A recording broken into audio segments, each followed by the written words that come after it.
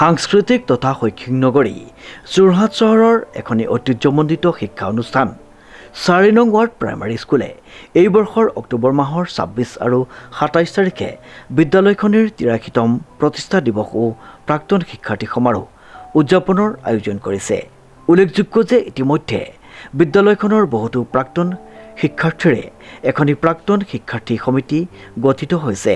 সমিতিৰ সিদ্ধান্ত মৰ্মে অহা ২৩ জুন ২০২৪ তাৰিখে দেওবাৰে বিয়লি ২:৩০ পৰা ৪ নং ৱাৰ্ড প্ৰাইমাৰী স্কুল প্ৰাংগণত আগন্তুক অনুষ্ঠানটিৰ উপলক্ষে এখনি সাধাৰণ সভা আহ্বান কৰা হৈছে। তদুপলক্ষে বিদ্যালয়ৰ সকলো প্ৰাক্তন ছাত্ৰ ছাত্ৰীক উক্ত সভাত উপস্থিত থাকিবলৈ অনুৰোধ জনাইছে।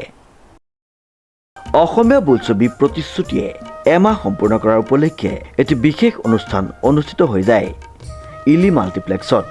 উল্লেখযোগ্য যে মনোৰঞ্জনৰ লগতে ড্ৰাগছৰ বিপক্ষে এক সুন্দৰ বতৰালৈ নিৰ্মাণ হোৱা অসমীয়া বোলছবি প্ৰতিশ্ৰুতিয়ে এমাহ সম্পূৰ্ণ কৰাৰ উপলক্ষে কেক কাটি বিশেষ অনুষ্ঠান এটি অনুষ্ঠিত কৰা হয় যোৰহাটৰ ইলি মাল্টিপ্লেক্সত।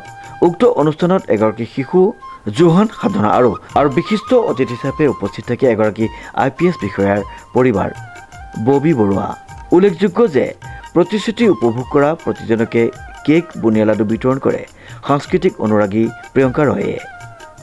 নিজা অনুভৱ ব্যক্ত কৰি ববি বৰুৱাই কয় যে তেখেতে তৃতীয়বাৰৰ বাবে ছবিখন উপভোগ কৰিছে।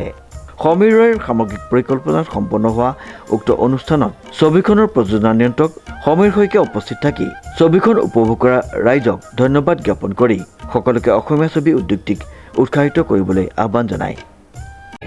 ভাল লাগিলে বঢ়িয়া পিকচাৰ আমাৰ মানে যোৰহাটৰ স্থানীয় মানুহ বনাইছে, সেইটো আমাৰ কাৰণে বৰ এটা গৌৰৱৰ কথা। আমি আশা কৰোঁ এই পিকচাৰটো ভালে ভালে চলক। যোৰহাটৰ আমাৰ ছেকেণ্ডটো কণ্টিনিউ কৰিছোঁ, আমি ভাল মানে অডিয়েঞ্চে পাইছোঁ ইছ্যু কৰি। আৰু চবে যে চিনেমাখন আঁকোৱালি লৈছে খুবেই ভাল লাগিছে আৰু আমাৰ আজি সম্পূৰ্ণ এমাহ হৈ গ'ল, তো আশা কৰোঁ। সমীৰ ৰয়ৰ ৰিপৰ্ট নিউজ নাও।